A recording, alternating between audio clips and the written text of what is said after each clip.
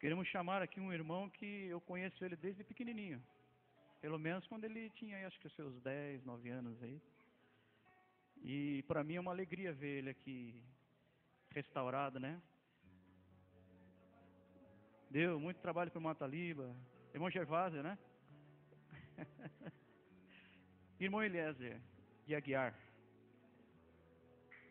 Amém.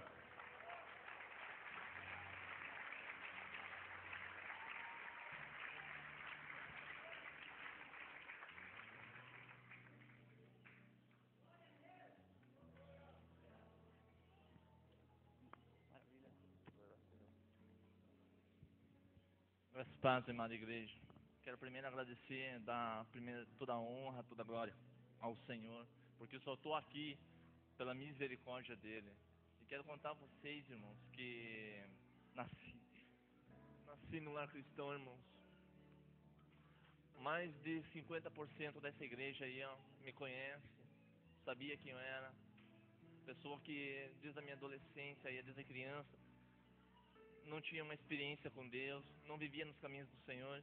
Vinha com meu pai, o qual me criou nesse caminho, e vinha acompanhando até a adolescência. Quando chegou aos 16 anos de idade,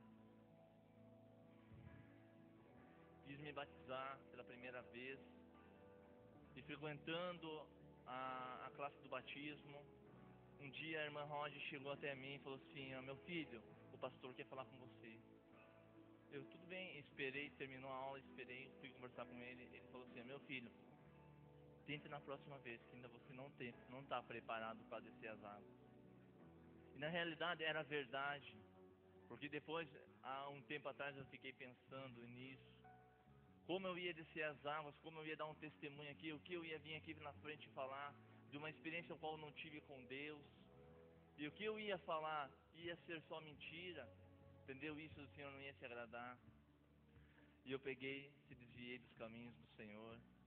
Fiquei com meu coração triste por aquela palavra dura que eu recebi do pastor.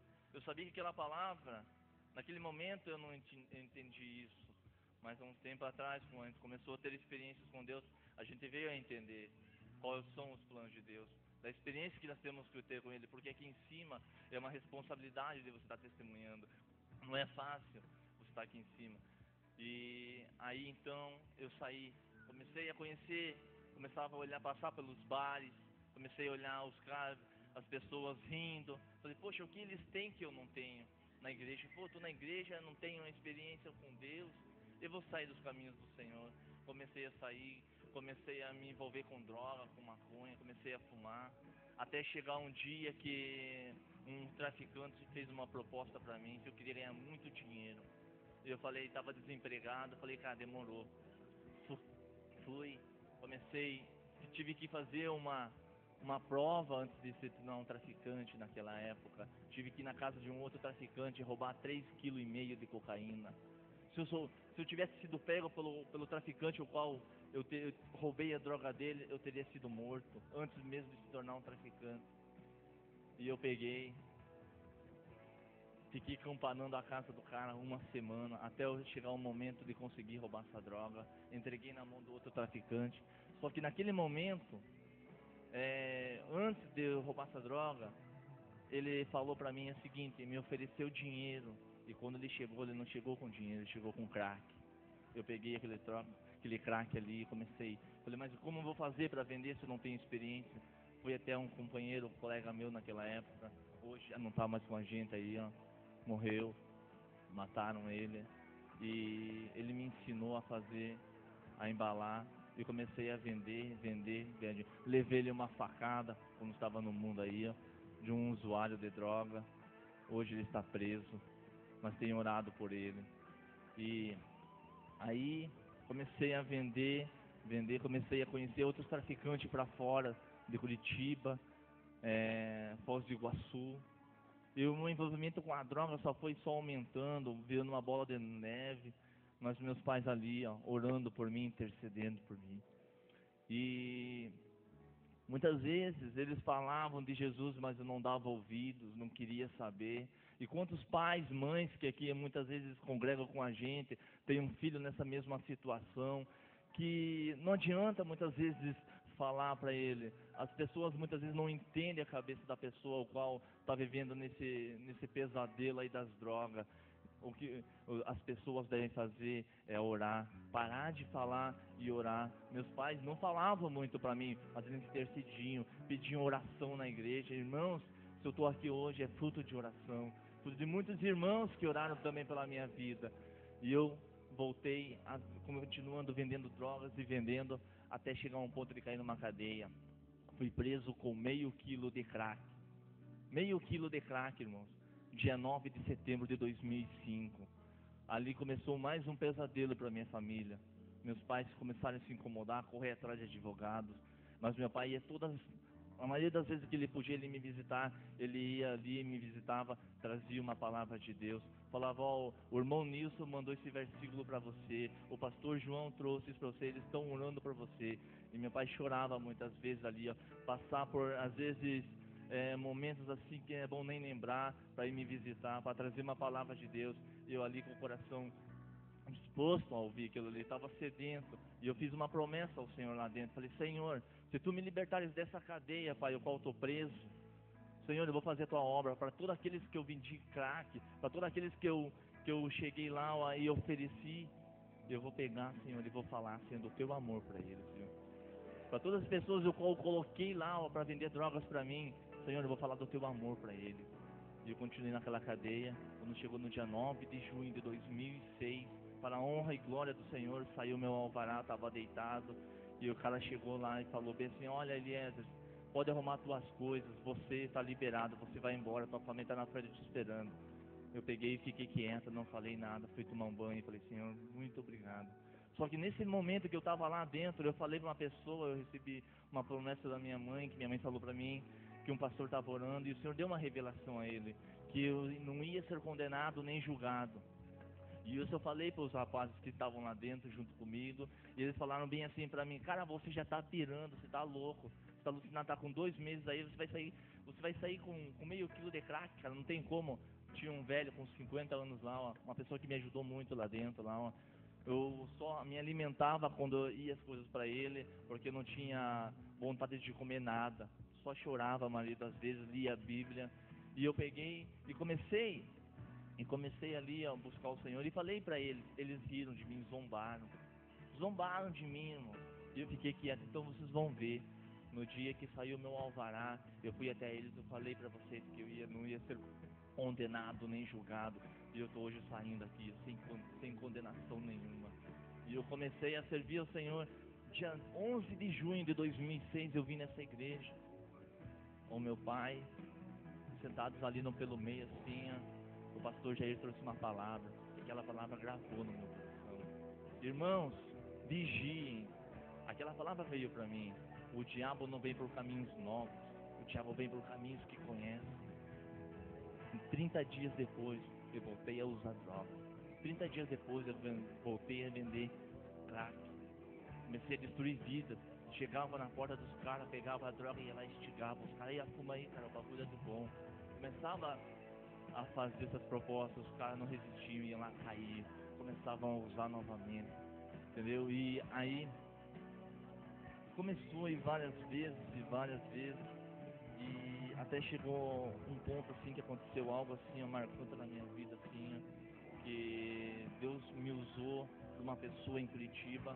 Eu estava no dia drogado e o Senhor falou para mim bem forte assim, falou como se tivesse uma pessoa falando para mim. Você procurou todos os médicos, mas você esqueceu que eu sou o médico dos médicos. Ore por ele. Naquele momento eu parei assim e falei, Senhor, eu não vou orar, Senhor, porque eu estou sujo, estou em pecado, eu estou drogado, Senhor, é tira da minha cabeça. Desceu uma pessoa e eu falei para ela o que eu tinha ouvido. E ela falou bem assim, Eliezer, ore que Deus te ouve. E naquele momento todas as portas estavam fechadas. As portas lá no hospital estavam fechadas mais de 1 hora. Ele chorando naquele hospital, numa maca. E eu fui, orei por ele, coloquei as mãos sobre ele. Nunca tinha colocado as minhas mãos, meio com medo, assim, meio ressabiado, porque eu estava drogado. Mas naquele momento assim veio uma autoridade sobre a minha vida assim, e eu comecei a orar por ele. E ele, para a honra e glória, veio o enfermeiro na mesma hora e falou assim, olha, ele vai ser atendido agora. falei, Senhor, amém. Ele entrou para dentro assim, 15 minutos depois, o médico sabia o que ele tinha, ele ia ser internado e a operação dele ia ser 2 horas da manhã. Eu falei, Senhor, obrigado, Senhor, porque você não deixou eu ser envergonhado. E aí eu comecei na minha casa, mesmo vendendo crack, mesmo fumando maconha, eu comecei a orar e jejuar antes de aceitar Jesus. Comecei a orar e jejuar, Senhor, eu não quero mais isso para minha vida, Senhor, tira esse vício maldito da minha boca, Senhor, fecha essa boca de tráfico da minha casa. E quando chegou no dia 13 de fevereiro do ano passado, eu aceitei a Jesus. Só que naquela semana que eu aceitei a Jesus, eu comecei a fumar mais droga. E o diabo falava na minha cabeça, cara, você já era. Cara, você perdeu, para você não tem mais jeito. Mais de 20 dias no psicológico, ali o inimigo trabalhando, se enforca, cara, se enforca, se enforca. E eu falei, Senhor, me ajuda, Senhor. Até então, eu peguei, vim na frente novamente, numa outra semana, já era o Peniel, primeiro dia do Peniel, o pastor ainda Marcelo estava pregando, eu estava sentado ali, e eu queria aquilo ali para mim, queria vir na frente. E quando eu olhei para cá, olhei para lá, não via ninguém conhecido, e de repente eu vi num cantinho lá o irmão Osvaldo ali, ó.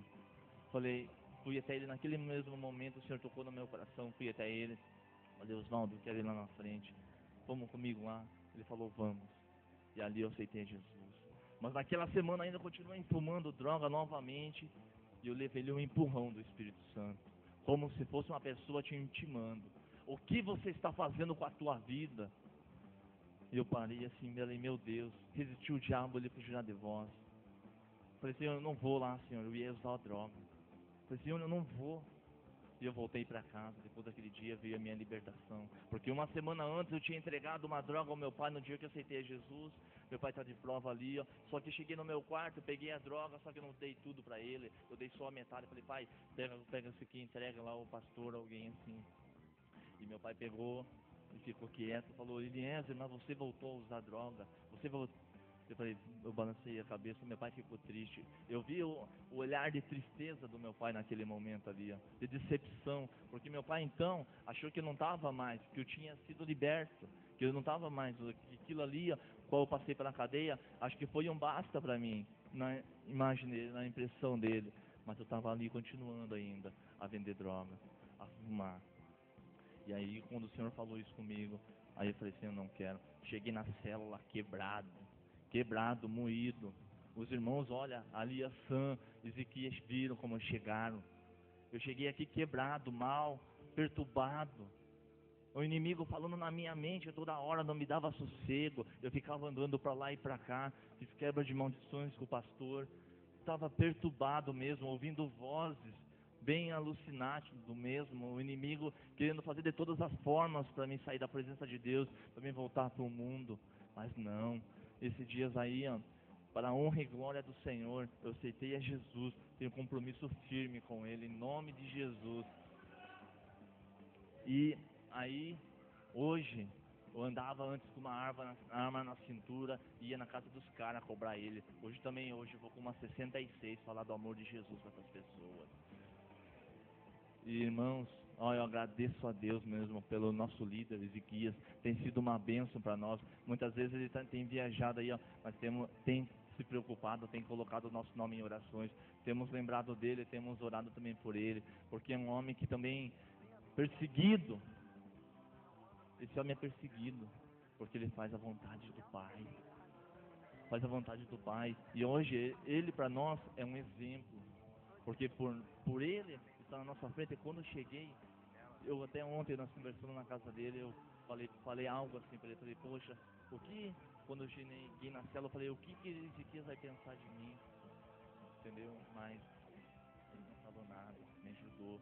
No momento que eu mais precisei ali, ó, tinha irmãos ao meu lado para me ajudar, para me dar forças, porque o Senhor fala ali, ó, melhor que seja dois do que um só, entendeu? Ali não somos dois, somos um monte, tudo na mesma visão, de ganhar almas para o Senhor, para fazer a vontade de Deus. Hoje nós temos saído nessa rua aí, ó, se a gente vê um conhecido, às vezes temos ido pescar, e a gente para em algum lugar para para comprar um refrigerante, alguma coisa, vê uma pessoa lá no meio, no escuro, lá meio drogada, mesmo assim a gente fala do amor de Deus para eles, porque nós estamos para isso, para ganhar almas para o Senhor, ganhar almas. E muitas vezes a gente não compartilha com aquele que está precisando uma palavra de amor. Às vezes Deus te tirou do lamaçal do pecado e vocês ainda continuam aqui parados, só querem para você aquilo. Não dividam, irmãos. Fala do amor de Deus para as pessoas, para os vizinhos. Quantas pessoas precisando? Hoje mesmo eu estava ali perto da Roque Vernalha e falei do amor de Jesus. E uma pessoa ali, um senhor que eu conheci ele só de vista, ele falou: pô, rapaz, eu estou precisando. Pois é, cara, então, mas depende de você. Esforce, tem bom ânimo. O Senhor fala que eu te ajudarei. Então, irmãos, é isso que é o meu testemunho. A gente está encurtando assim, para não tomar muito tempo. Tem outros irmãos também, ó, guerreiros de Jeová aí, que vão testemunhar e para a honra e glória do Senhor.